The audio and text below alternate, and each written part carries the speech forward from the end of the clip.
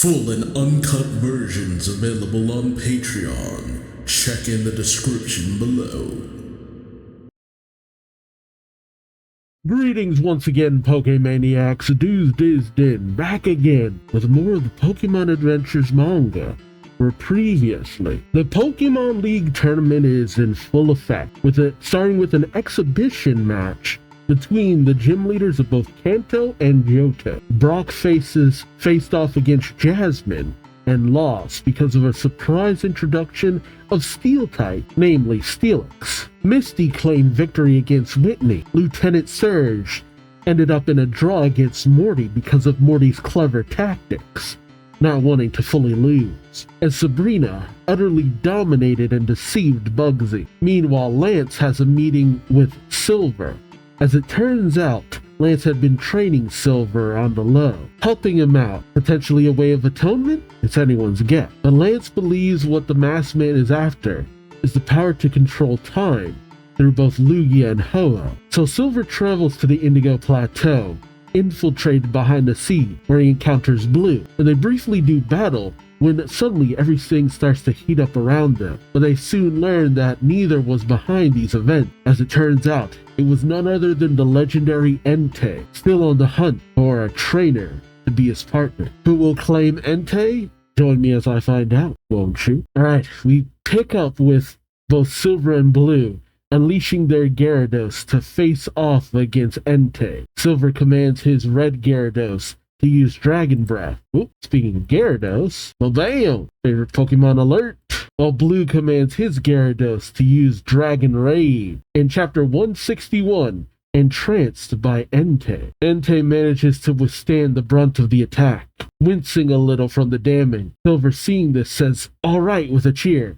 But Entei roars and unleashes a blast of fire that the two trainers barely manage to dodge. Silver thinking, this fire, and Blue seems to have realized something too. Oh, he says, it vanished. Silver goes for his Pokédex, thinking, is the heat dissipating too, or nope, just moved elsewhere. It's still somewhere in the stadium. Silver rushes off, but as Blue goes to follow, calling out to Silver, wait, his sister, Daisy? Yeah, Daisy stops him. I don't know why I'm second guessing that. It was only just last chapter. Blue turns back, surprised to see his sister, as she asks, what just happened here? Who was that? The whole floor got heated up by a Pokemon? Is that what you were fighting? The Blue turns to where Silver disappeared down the hall, thinking, where'd he go? Daisy nervously says, I know you want to investigate, but let me report this to the association. You have to get to the main stadium. Your opponent is waiting for you. Your teacher, in fact, none other than Chuck, who we see waiting patiently in the stadium. Meanwhile, DJ Mary says, well, we've paged him repeatedly, but Blue still hasn't shown up, so... oh, there he is. So Blue enters, and Chuck stands from his kneeling position. The two lock eyes. Blue simply saying, sorry I'm late. Let's get started. DJ Mary says, right. Begin! And thus the two back up into their positions as Chuck unleashes his Machamp. DJ Mary calls out, and match 6 is underway. Chuck, leader of Cinnawood Gym, faces Blue of Viridian. According to my notes, Blue originally trained under Chuck, which makes this match pitting master against student. Chuck's first Pokemon is Machamp. Which will Blue choose? And Blue unleashes all of his Pokemon. Gyarados, Arcanine, Rhyhorn, or Rhydon? Rhydon. I always get it confused because Rhydon is primarily about its horn, whereas Rhyhorn feels more like a dawn? I don't know. I don't know what I'm explaining here.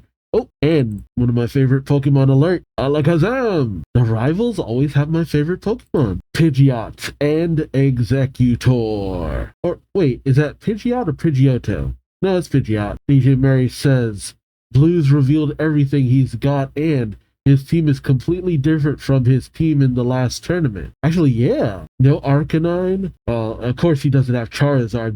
That's actually Blue. That's actually Red's Gyarados. Now that I actually think about it. No Machamp, no Porygon, no Scyther.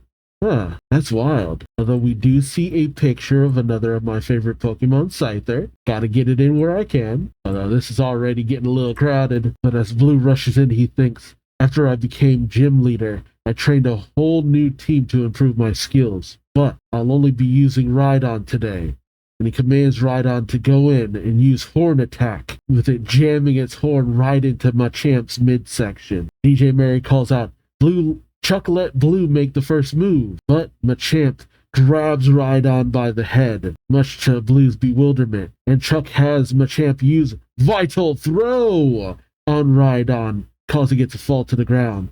But Rhydon quickly gets up. Blue thinks to himself, that's Vital Throw, a move with a 100% success rate, but it lets the opponent attack first. Beautifully played, incredible as always. Chuck then suddenly sends out Hitmonlee and has it use Mind Reader, allowing it to easily predict all of Rhydon's moves, which, I mean, it's Rhydon who mostly uses his horn. Of course, it goes for a few jabs with the horn that Hitmonlee, arms crossed, easily dodges with the smooth moves. DJ Mary calls out, its moves are being anticipated. Hitmonlee Mind Reader is rendering Rhydon's attacks useless. Chuck is now at an advantage. Hitmonlee then goes in with a kick, with its spiked toe stabbing into Rhydon's chest. Blue calls out, don't let go, Rhydon. Hold on and then stomp. And Rhydon does just that, grabbing Hitmonlee's leg, pulling it in and then stomping on it, grinding it under its heel. But Chuck then calls out reversal, and Hitmonlee manages to toss Rhydon back, knocking it into Blue. Rhydon goes flying.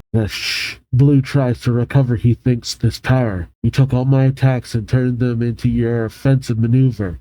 Your strategy is as fiendish as ever, teacher. We then have a flashback to when the young Blue arrived at Chuck's dojo. Chuck calling out, what's your name? Blue gives it. Chuck's wife then says, you hail from Pallet Town in Kanto, right? I hear he's the grandson of Professor Oak. He must know his Pokémon all right. But angrily, Blue shouts, it doesn't matter whose grandson I am. I'm here to learn how to be a trainer because that's what I want to be. The wife simply laughs, saying he's a feisty little guy. As Blue says, don't ever talk to me like, Chuck suddenly picks him up by his head. As Blue tries to smack Chuck in the face, the worried wife looks on as Chuck simply says, you need to learn to watch your mouth before you learn to be a trainer. Blue calls out, let me go. Why you? The Chuck dunks Blue's head into a pot filled with water. As he brings Blue back out, Chuck tells him, no matter what you accomplish, people say it was all thanks to your grandfather's influence, right? You're here because you're sick of everyone thinking that. Chuck kneels down towards Blue. He says, well, I don't care who your grandfather is. It won't change the way I teach you one bit. Chuck then points over to a bunch of weapons on a wall. Bamboo, swords, tonfa, scythe and chain? Weird. Chuck tells him, I'm the 4th level judo master, 3rd level in kendo, 5th in aikido, and I know how to fight with spears and staves. Pick whatever weapon you like. Blue nervously says, I said I want to be a Pokemon trainer. But Chuck shouts, do you want me to teach you or not? Back in present day, Blue thinks to himself, trainers have to develop their own strength and skills to synchronize with their Pokemon. That was the foundation of your teaching, and I plan to follow them in this battle. This one's for you. Teach. Meanwhile, as Silver tries to chase down Entei, he finds himself in the shop area, thinking to himself, where did it go? There's one thing I'm sure about, that fire. I felt the same way back then, when the flame of life saved Gold and me from the lake of rain. Red calls out, you saved us, so that means you want to defeat the masked man too. Isn't that why you're here? Tell me, master of the flame of life. But around the corner is Blaine. As Blaine wobbles off, holding his arm, he says, flame of life. That's an interesting way to put it. That young man seems to be searching for you too. He tells Entei, saying, I'm sorry, but please, let Entei stay with me just a little longer. He says to himself to Silver. Blaine takes Entei over to the storage center, saying, Entei, I hear you've been trying to find a fighting partner. I am a fire-type expert. If that's what you seek, I can offer you what I know. But my body is cursed with this Z. What happens now will be a gamble for both of us, he says as he takes off his shirt and jacket. I searched everywhere for this because I refused to succumb to my illness. But at last I found this special fire with the ability to burn away only the diseased cells and learned of the legendary Pokemon who could manipulate its flames. Just as you were seeking me, I was seeking you. Now, please, do it. As we see the cells on Blaine's, not just his arm, it's just all up towards his body and his chest. Jeez, it's almost at his heart at this point. They then cut to Chuck sending out Hitmontop. Is this the first time we've seen Hitmontop in this? Maybe. DJ Mary calls out. Chuck switched out his Pokemon. Right after Blue's Rhydon got knocked down, Hitmontop appeared. In chapter 162, heckled by Hitmontop. And Hitmontop starts slamming into Rhydon's head as the two face off. They're both knocked back by the attack. Blue notices the scratches on Rhydon's head from Hitmontop's feet, thinking Rhydon only got hit once. It's got 3 injuries. It's got hit with triple kick. It looks like a single attack, but it spins both legs and its tail to land 3 rapid hits. The faster it moves, the stronger the attack. I always forget that Hitmontop has a tail. It's hard to counter, but if I can attack the exact moment the spin stops. He then commands Rhydon to use Earthquake, and Rhydon slams his mighty tail into the ground, causing Hitmontop to start wobbling off of its point. DJ Mary calls out, and shook the ground to destabilize his opponent's spin. Great strategy by Blue. As Hitmontop is launched into the air, DJ Mary calls out, now Hitmontop escapes into the air, but Hitmontop glares downward, and it goes rocketing in. DJ Mary calls out, no, it isn't just escaping, as Hitmontop slams into Rhydon. DJ Mary calls out, Hitmontop is launching another attack, and this is a Pokemon who can do a lot more than kick. See that head spike? With a fast enough spin, that spin can dig tunnels in the ground. Oh, okay. That's what hit it. The savage spinning strike. DJ Mary calls out, and here comes the next attack. But Blue leaps in, much to DJ Mary and Chuck's shock. Mary shouting, what? Blue climbed on Rhydon's back. That's risky. One wrong move and he could get badly injured. And now Rhydon's drill is starting to spin. Blue closes his eyes and thinks to himself, feel the flow of air. Listen for the sound. The opponent's breath, heartbeat, even drops of sweat. Detect every movement. And I can sense all of Hitmontop's movement. Suddenly, Blue senses it. Thinking then, my Pokemon can feel them too. There, Rhydon. And he commands Rhydon's horn to hit Hitmon's top. Let's be honest, the tip of its head. And the 2 drills clash mid-air. Much to Chuck's shock, DJ Mary questions, drill versus drill? Rhydon not only caught Hitmontop, but canceled out the opponent's movements with a reverse drill spin. Blue calls out, go, horn drill! And the spinning drill causes Hitmontop to come to a stop right on the tip. Hitmontop's dizzy and is passed out? Chuck steps forward, saying, were you able to envision the path Hitmontop planned to take? Blue simply says yes. The trainer has to hone his own senses and be ready to do battle with his Pokemon.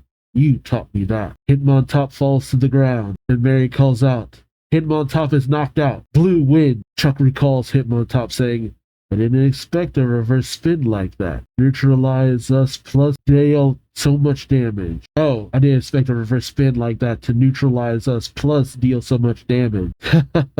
He shakes Blue's hand saying, you've gotten pretty good, Blue. Blue smiles, saying, thank you, teacher. Now I can finally fulfill my promise. We cut back to that flashback. As Blue departs, Chuck says, Blue, the next time we meet, we'll have no need for small talk. Don't say a word, just fight me. I'll answer in kind. Blue says, yes, teacher. Chuck tells him, you better meet my expectations when that time comes, or else. As Chuck looks after Rhydon, he says, your training of this Pokemon is as successful as anyone could ask for, especially considering that you basically started from scratch. But why did you limit yourself to Rhydon? Blue pulls out a book called Secret of Earth Arts, saying, because of this, I found this hidden deep in the gym after I was appointed. The previous gym leader was an expert on ground types. That book contained all of his knowledge. As the leader of the Viridian gym, I thought I should master all of its secrets. They didn't look off to the distance, saying, teacher, do you? Chuck says, yes. You sense it too. The entire stadium is engulfed by some kind of evil aura. Oh, Jesus. As we see the storage center, we see Bill just being consumed by Entei's flames. As Blaine is consumed by Entei's flames. Blaine thinks to himself, it's a drastic remedy, but I can feel it. I can feel the chains that have bound me low these many years disintegrating. Sadly, as I am freed from this pain, my bond with you will also disappear, as will the memories I left behind in Cinnabar. Wait, what? The bonds with Mewtwo? What? Is he gonna lose his memories of Mewtwo? And as the job is done, Blaine looks to his hand, saying, "This is for the best. From now on, you are free to live your life." And we see the image of what looks to be Mewtwo, which means, bada bing! I know you can barely make it out, but I'm gonna count it. The image of what appears to be Mewtwo taking off from the Cinnabar gym, as Blaine thinks to himself, "Farewell, my other self." He tells Entei, I am forever in your debt." Entei gives a simple nod. Meanwhile, Silver looks to his Pokédex with it reading error. He says, "The homing system on that fire-type Pokemon, why is it giving me an error message?" Well, because Entei has already chosen. Silver then overhears DJ Mary's announcement saying the battle between master and student ended with the student the victor. Now that's inspiring. As Silver looks to the screen of Blue and Chuck shaking hands, he thinks, master and student, that's a bond I'm not sentimental about. To me, it's part of an ugly past I want to erase. As he thinks of the masked man looming over him and Green, suddenly an old man holding onto an Abra appears, saying, "I see." Silver turns, saying, "Who are you? How long have you been there?" The old man says, "Doesn't matter. I've got something to tell you before you get yourself involved in this mess. I can teleport you out of here right now. How about it?" Oh, the dude who could... Is this supposed to be the dude who would teleport you out of a bad situation if you feel like you're not prepared for it? I think that's who this is supposed to be. Maybe? I have vague memories of something like that. Like if you're not prepared for the upcoming match. Silver says, "What are you saying?" Oh, the man says, "I'm saying what I just said." And so Abra starts to use teleport, portaling Silver out of there very slowly. Silver says, this is teleport." The old man says, "Uh-huh.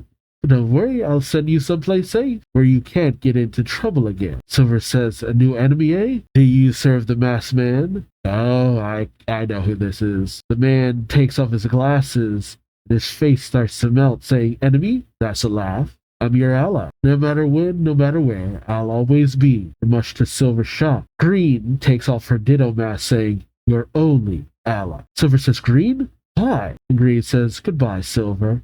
And she teleports him out of there. With Silver gone, she says, "Sorry about everything. I made you do all the work, but you won't have to fight on your own anymore.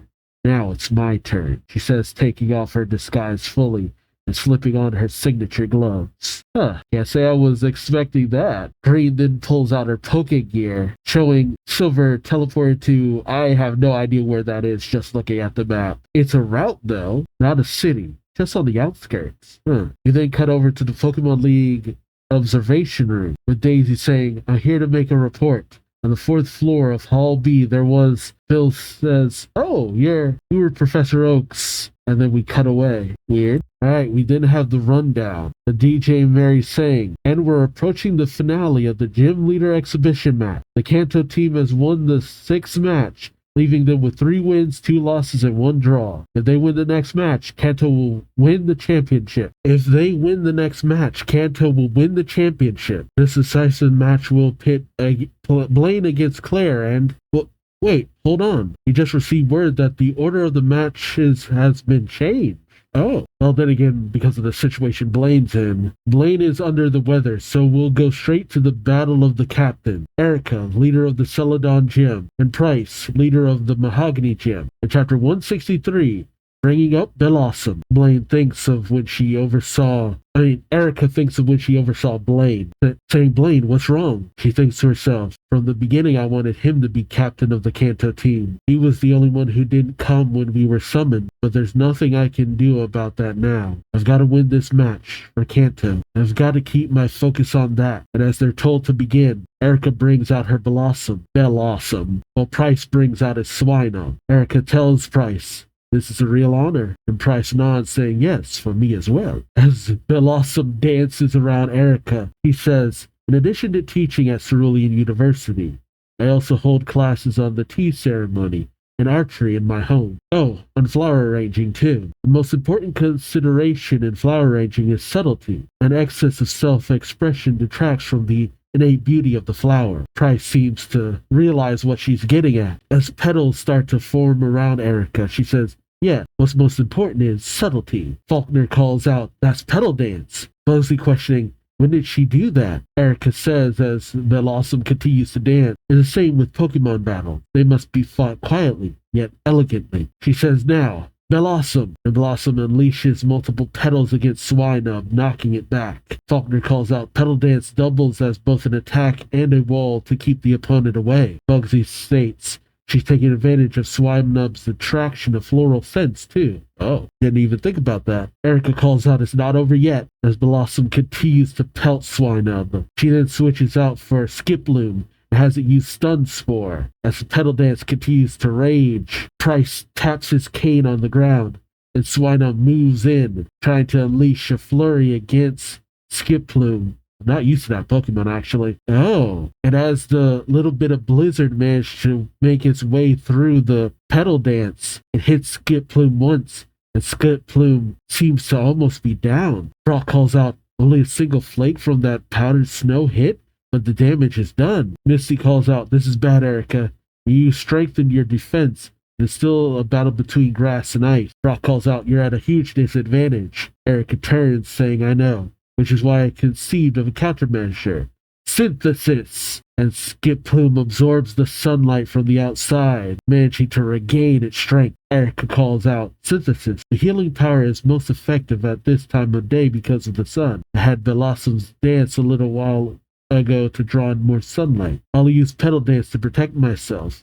If I'm attacked, I'll just keep healing. I've turned this battle into a battle of endurance. But suddenly, Erica's shocked as the petals dancing around her shatter, frozen. She then turns, going, no, Skiploom. The Skiploom has its petal frozen, unconscious. Erica goes to it, questioning, how could this happen? Were the Petal Dance and Skiploom sunlight absorbing petals already frozen? When did you do this? He asks Price. Even DJ Mary says, I don't know what just happened.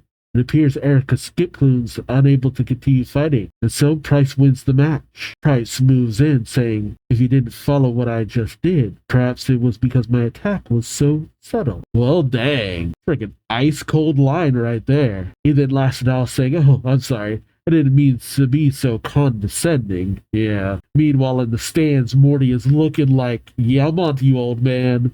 Thinking, subtle, huh? I saw everything as it happened. When he was surrounded by the petals at the beginning, he shot powder snow at every single one of them. The petals were still spinning with the snowflakes stuck to them. That's why the Petal Dance Erica used to protect herself turned into fans blowing cold air at her own team. Gee, no wonder Price is both the leader of the Mahogany Gym and captain of the Johto team. But what is it about him? He's so enigmatic. Erica then notices something shining in Price's staff. Even the chairman thinks to himself, Price is awfully modest. If it's true that one of the gym leaders here is secretly trying to revive Team Rocket, I just can't see Price being the one.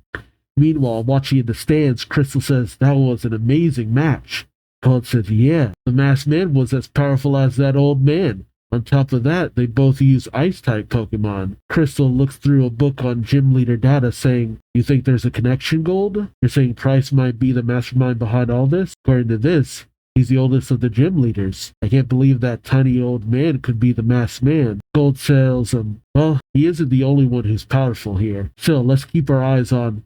Suddenly, Apom notices something and gets Gold's attention. Gold says, huh? What's wrong, Abo? As Apom points towards the exit up above them, they notice a figure moving away. Gold thinks someone was following us, and he gives chase with Crystal falling behind. Gold shouting, wait! The man makes his way further and further up to the control room. Just as Gold and Crystal get there, Gold questions, what is this place? Crystal says, all those gauges, is this the control room? Gold questions, the main control room for the stadium? He races over to someone at a control panel saying, hey, do you see anyone suspicious come? But the man slumps over, unconscious.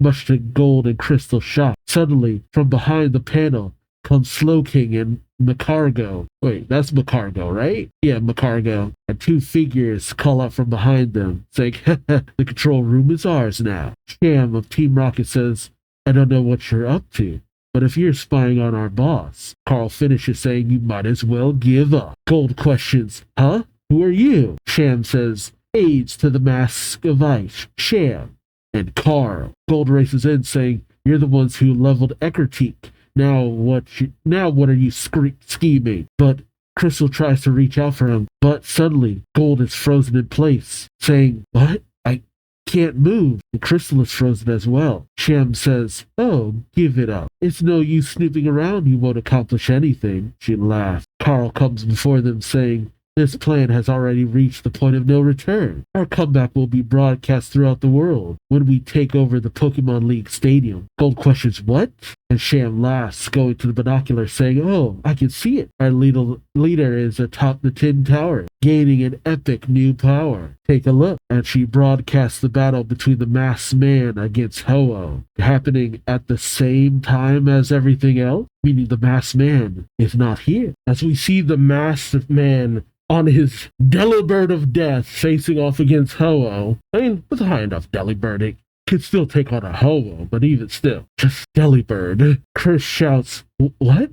He's at the Tin Tower?" While Gold notes, "But all the gym leaders are at the stadium right now. What's going on? Why is the Masked Man at the Tin Tower? And that thing he's fighting, those rainbow-colored wings, it's the legendary Pokemon of Eckertique, Ho-Oh." In Chapter 164, Slick Slowking. Carl says correct. With his power, even the legendary Pokemon can be easily caught. While Sham notes, "Behold, watch the moment when he takes control of Ho-Oh." Wait, she then turns the monitor off, saying, "There's no need for you to watch, because soon you will see the real thing." Gold questions, "What do you mean?" Carl tells him, after he captures Ho-Oh, the Mask of Ice will come to the stadium. Gold and Chris shout, "What?" Sham adds, "The Pokemon League tournament will be the stage for him to demonstrate his power to the world." And she unzips her shirt? Oh, never mind. They throw off their jackets, saying, "No matter how small the obstacle, we have orders to eliminate it. Even if," Carl finishes saying, "that means unleashing," and Sham adds, "our full power." Putting on half masks, similar to the Mask of Ice. I guess showing that while they were rocket executives, their true allegiance is to the Mask of Ice. Gold continues trying to move, questioning, "He's going to bring Ho-Oh here? No way am I going to let that happen." Sham laughs. "You cannot shake off the force that binds you." Crystal struggles too, questioning, "Is this Roar?" The rocket duo say correct, bringing out one of my favorite Pokemon, Houndoom. So cool when I first saw it. Love me a Houndoom. Yes, Carl is flanked by 3 Houndoom, while Sham is flanked by 3 Persian. Carl says Roar makes his opponent cringe. That attack is cringe.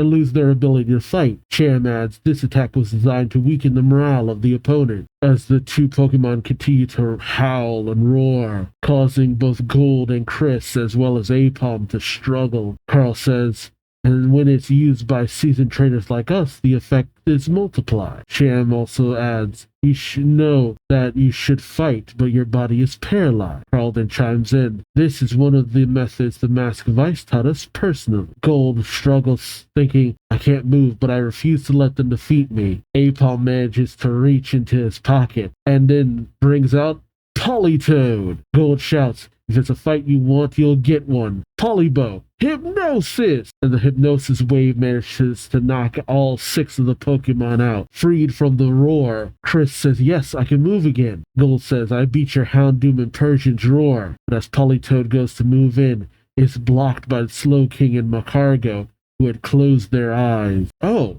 are they unconscious and still moving? Carl says, "I told you, we aren't kidding around. Just putting them to sleep won't stop us." Chris says, "Because these attacks..." Oh, no. Carl says, "Because these attacks they can do even in their sleep." Slowking is commanded to use Snore, while Macargo is commanded to use Sleep Talk. But Chris brings out her Cubone, saying, "Bony, Bone Rush." And Bone Rush somehow clashes against Yawn, or Snore, while Gold has his Politoed use, I don't know, water gun or something, and it clashes with Macargo's flames, which I don't think that's how that works, but whatever. Oh yeah, Gold says, "Look at that firepower. The water's evaporating instantly." Gee, that's intense. And in its sleep, no less. James! Chris thinks to herself, Gold is in trouble. We should have the advantage in terms of Pokemon types, but they're attacking with no regard for themselves because they're doing it in their sleep. That gives them the edge. Wild. Meanwhile, as their Pokemon fight, Carl is tapping away at the keyboard while Sham says, they'll keep fighting without any further orders, which is perfect for us, Carl says, because we haven't finished with the control room yet. Only a little more work until we've taken control of the entire stadium. As Carl hits enter, lots of data appears on the monitor, and I don't know, the computers start whirling up or something? Hard to say. As their Pokemon struggle, Gold says there's no end to this. What do we do? Are you okay, Chris?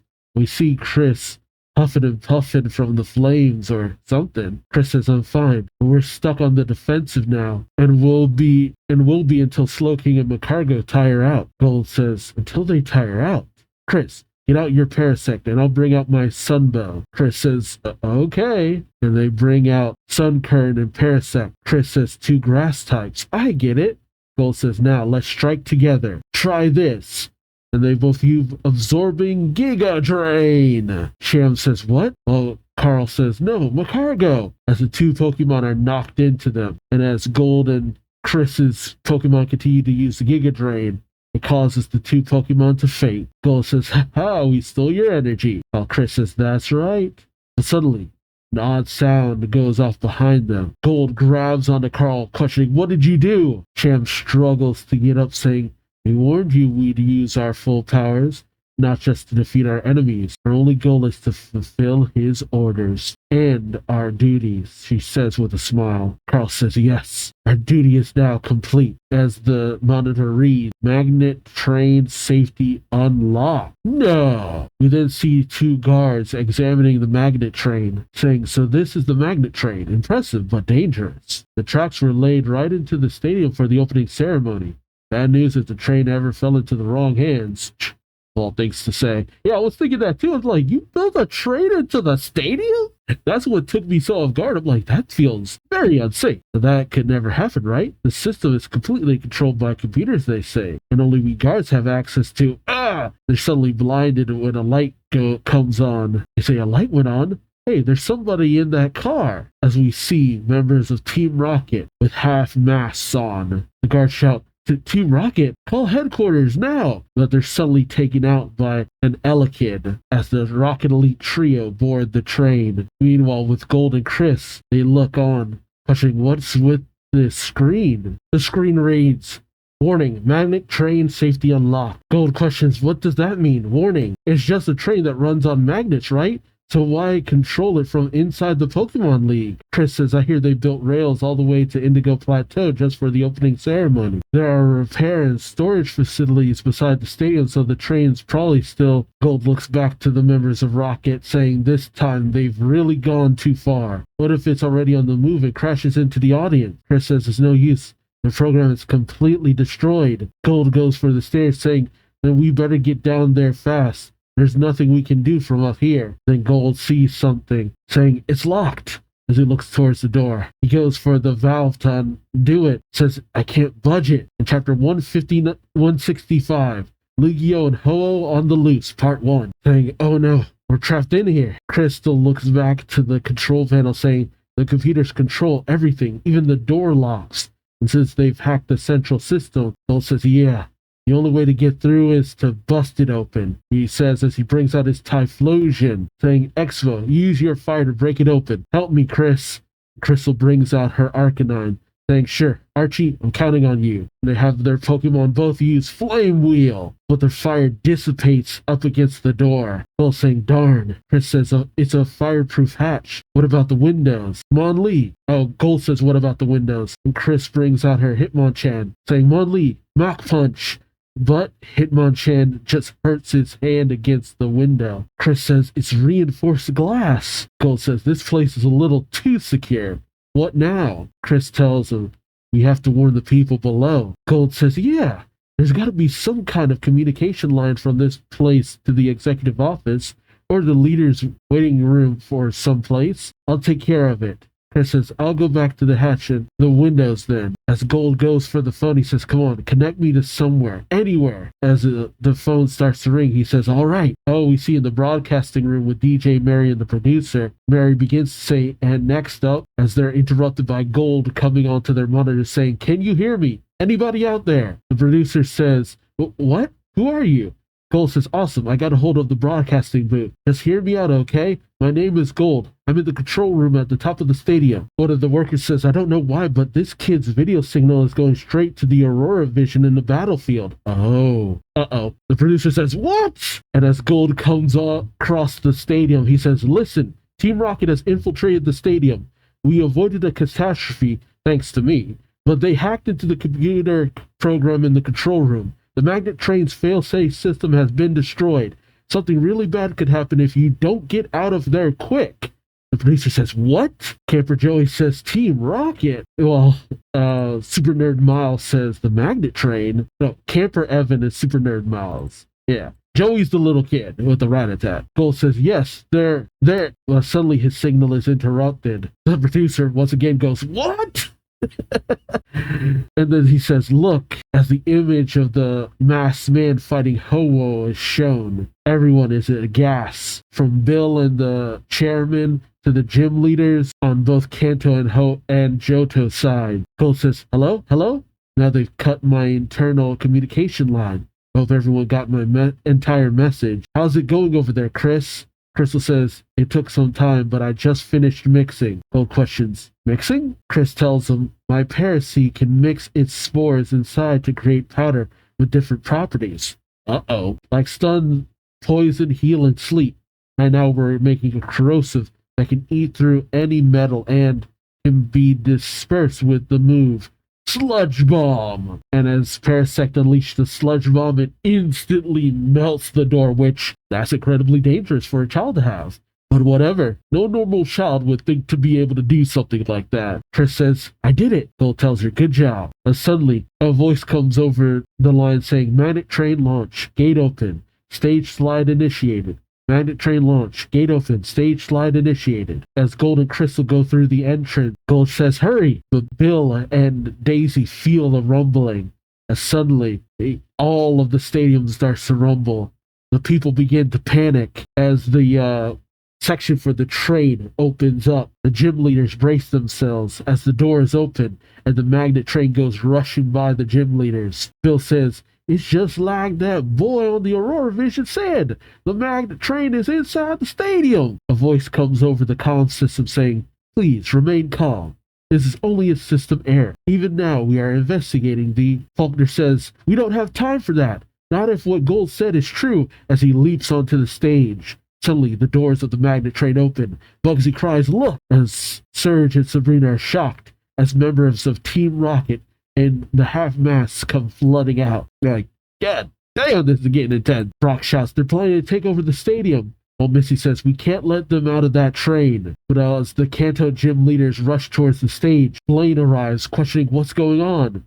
The members of Team Rocket lift their hands in the air and throw down smoke bombs, blinding the gym leaders. As it becomes all-out pandemonium, the members of Team Rocket try to come flooding out, but they're knocked back in by Janine swinging in, Whitney's milk tank, Falker tackling one to the ground, Bugsy bringing out his Heracross, Morty's Mischievous using Psychic, Jasmine having her Amphi use, I don't know, Shock or something.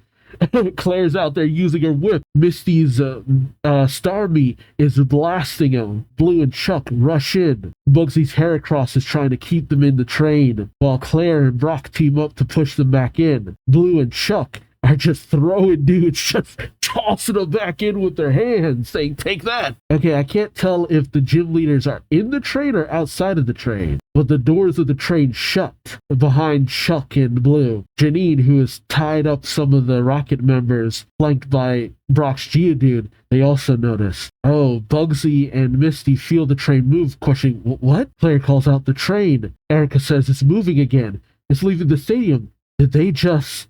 The magnet train takes off. Gold and Crystal descend the stairs, seeing all the pandemonium going on. Gold shouts, the people shouting, out of my way, quit pushing, ah! Gold turns to Chris saying, we weren't fast enough. Let's go, Chris. Chris is right. They brandish their Pokeballs as Gold brings out. It's still weird to see. It's still so weird to see. Oh my god, Gold's Mantine and all those Remoraid taking off while you just have Chris and her little Natu on her head and they just take off. It's so wild to see. They take off above the crowd, but as they get out, Gold shouts, what is this? As mist has filled the stadium, Gold pops on his goggles as Chris says, it's too much smoke. But as they get to the DJ booth, Gold pounds on the glass saying, DJ Mary. Mary says, Gold. Gold says, did you get my message? The producer says, yeah, but we didn't have time to do anything. The director, I should say. Gold says, what?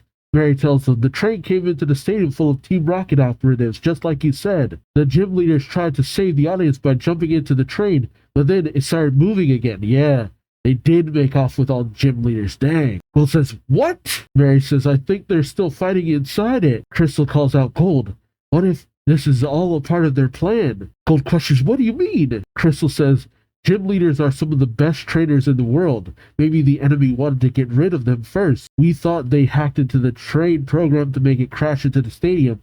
But what if their real purpose was, Gold says, to kidnap all the gym leaders? A voice calls out, good thinking, but a little too late. As the masked man appears through the mist saying, this is going exactly according to... No. It's going better than planned. Now I can finish off the last of the pesky resistance at my leisure. And much to Gold and Crystal's shock, the masked man says, allow me to introduce you to my new minions. The rainbow wings of the sky. The silver wings of the sea. As the masked man is flanked by both Lugia and Ho-Oh. God damn! Dude ain't messing around. Dude, I thought it was intense when Team Rocket had Moltres, Zapdos, and Articuno on their side, but both Ho-Oh and Lugia? Gee! The masked man commands, go forth, my minions! As we see the producer and DJ Mary, the chairman of the Pokemon Association, Bill and Daisy, Gold and Crystal, all in shock. Wait, where's Green? Oh, jeez. Both Ho-Oh and Lugia get ready to fire off attacks. Gold grabs Crystal and tries to fly her out of there, saying, we've got to get out of here, Chris. But as Lugia and Ho both unleash their respective attacks, Gold and Chris scream out as the stadium explodes. We then see an injured Gold lying on the floor, rubble around him. In Chapter 166, Lugia and Ho on the loose. Dang. Intense! Gold calls out, are you okay, Chris? As we see Crystal's Sudowoodo lifting some rubble off of her. She says, I'm fine, Gold. How about you? But as she looks and sees the massive hole blown in the stadium, she says, uh-oh. Gold says, the seats, walls, even the ceiling. People are on the other side, screaming out, help! Gold sees the people saying people are trapped in here, while the masked man nears them, laughing. Gold panics, grabbing Crystal, saying he's gonna attack again. Get over here. As Lugia and Ho once again unleash an attack, Gold, Crystal, and Sudowoodo barely manage to get out of the way. Crystal questions, what's Lugia doing here? Gold says he's the one who stole Lugia from under our noses in the Rural Islands. Now he's attacking the stadium with Lugia and Ho. Crystal notes they're so powerful, we can't handle this on our own. Gold says there's gotta be something we can do. Crystal says Sudowoodo, Mud slap! And Sudowoodo slaps the ground in order to create a bit of a wall. Oh no, an attack! He launches an attack towards Ho, but Ho-Oh's flames easily disperse it. Crystal says, it didn't work, not at all. Gold says, I could cry. Chris, tell me something. Crystal asks, tell you what? Gold says, tell me how in the world we could possibly defeat those two. Lugia and Ho are basically wild Pokemon, right? You're a specialist in catching wild Pokemon, so what do we do? Crystal thinks for a moment and says our only chance is to understand their special attacks. Gold says that makes sense, so what do we know about them? Crystal says Ho-Oh shoots balls of fire. Lugia shoots blasts of air, and they always attack at the same time. But then Gold and Crystal realize something, saying, what? Oh, Crystal turns back saying, that's it, they always attack at the same time. Yeah, air and flames, that increases the destructive capacity. Gold says, so if they're hitting the same spot, they must be using a combination attack. But the masked man says, Ho-Oh, Sacred Fire. Lugia, Arrow Blast. And Gold and Crystal are almost caught up in the explosion, but just barely manage to get out of the way. Crystal says, I see it now. Lugia's Air Blast follows Ho-Oh's fire. When the fire strikes, the Air Blast amplifies its power by feeding the flames. Yep. Gold skids to a halt, saying, alright, then our plan is a no-brainer. First, we gotta separate them. As Gold goes off with his Sudowoodo, Crystal brings out her Natu, saying, yes, Naughty. Crystal flies past Lugia, while Gold and his Sudowoodo taunt Ho-Oh, saying, hey, come over here. He then thinks, Chris, just run around. Keep it occupied till everybody's evacuated. Crystal says, no, Gold. I have to give it everything in my power. As Crystal and her Natu go racing in, Gold calls out, Chris, don't! Only for him to realize too late as Ho-Oh pounces on him and Sudowoodo. With Sudowoodo chomping on, with Ho-Oh chomping on Sudowoodo's head. Chris calls out for Gold as Gold says, don't worry about me, happens all the time. And then he thinks, uh-oh. Sudowoodo took too much damage as he sees Sudowoodo struggling in Ho-Oh's maw. The masked man laughs. Ha ha ha, you're finished. Quit flailing around and give up. Gold says, no thanks, I think I'll keep on flailing. Right, Sudowoodo? And Sudowoodo uses flail, knocking back Ho-Oh. The masked man cries out in pain as Gold says, how do you like that flailing? The more damage we take, the stronger we flail, which, yeah, good one. The masked man says you're lasting a lot longer than I expected. Looks like I better finish this now to put you out of your misery. And he commands Lugia and Ho-Oh to go in. As the two Pokemon loom over Gold, Lugia gets ready to fire. But suddenly something slices across his neck. The masked man shouts, what? As Crystal says, I did it. The masked man turns to her saying, but you didn't show any sign that you were about to attack. Was it when your Natu's eyes shone? Yeah, I did notice that before, but I thought it was just getting intense for the fight. Crystal says future sight. Natu has the ability to attack seconds into the future. She turns to Gold saying, that was close, but you saved me. Oh no, Gold says that. He then thinks, we might be able to win this after all. He's mad and he's losing his cool. I can take advantage of that. And as the masked man's mask starts to shift, he says, you fool. Oh, what the heck? It's like his limbs extend. Crystal and Gold see his transformation, saying, what? The masked man changes and grows, saying, resist all you want. No matter how long you fight, you'll never disrupt my grand plan. For 10 years I prepared for this. 10 long years! No one and nothing will stop me now. As he has Ho-Oh unleash a powerful attack against the two, which I don't really understand how, but it just surrounds them in this weird flaming spiral ring. The masked man then looks to the crowd and leaps in, grabbing onto Kurt, saying, found you. Gold shouts, Chris, look, the mask changed shape, and he's grown, he's even bigger. What is he? The masked man grabs Kurt and his granddaughter Maisie as Lugia and Ho-Oh continue to unleash devastation upon the stadium. Gold says he went over to the bleachers and grabbed someone. Chris says that's Kurt, the Pokeball master from Azalea Town, who makes special Pokeballs out of apricorns. Gold questions, what does the masked man want with him? But he moves too close to the flame, which instantly burns him. The masked man laughs, and he bounds back over towards Golden Crystal, saying, now, Kurt, you will work for me. Kurt questions, what? The masked man, with a chokehold on Kurt, says, you must make it, with your own hands, the Pokeball that can capture time itself. To be continued. I forgot to put Lugia in. Oh man, my allergies have been kicking my butt today. But we had Lugia, and I also put in Charizard because he was also next to Scyther in that flashback that Blue had. But man, these chapters have been intense. That is the end of the volume. And we get the rundown on Gold's team. But do we get Crystal? Nah, so just Gold's team, which are they that much higher than the last time we saw? Typhlosion 41, Apom 40, which I'm surprised it hasn't evolved. Sunkern 37, which I'm also thinking about it. Does Sunkern has an evolution, right? Oh, it needs a Sunstone to evolve into Sunflora. Okay, gotcha. Polytoad 40, Sudowoodo 42. Sudowoodo is the G. Of course, it's the highest level one. I remember I had a Sudowoodo, and that thing was also pretty high level. Sudowoodo is shockingly easy to level up, at least in my experience. And then frickin' Mantine, oh, that still gets me. The fact that it's always attached to those frickin' 20 Remoraid. How wild. But good stuff, good stuff. So, Entei has chosen Blaine. Makes a lot of sense. But I also kind of love the fact, because I'm just like, man, is Blaine about to have both Entei and Mewtwo? But the moment Entei enters, and there goes Mewtwo. It's like, oh dang. It makes sense. Blaine can't have all the things, but man, Blaine has been given so many awesome things in terms of this series, more so than most other trainers.